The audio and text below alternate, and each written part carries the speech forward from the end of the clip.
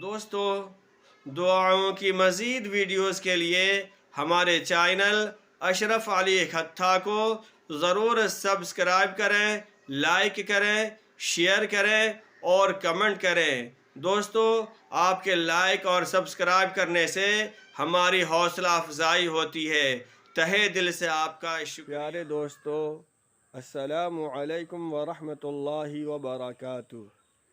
آب زمزم، اللہ تبارک و تعالی نے حضرت اسماعیل علیہ السلام کی تشنگی ختم کرنے کے لیے نکالا تھا، جبکہ حضرت اسماعیل علیہ السلام ماں کی گود میں تھے۔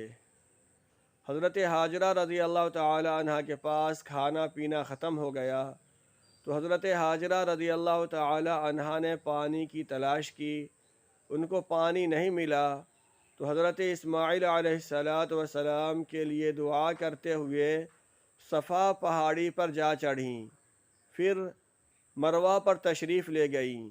اللہ تبارک و تعالی نے حضرت جبریل علیہ السلام کو بھیجا، انہوں نے ایڑی ماری تو زمین سے آب زمزم نکل آیا۔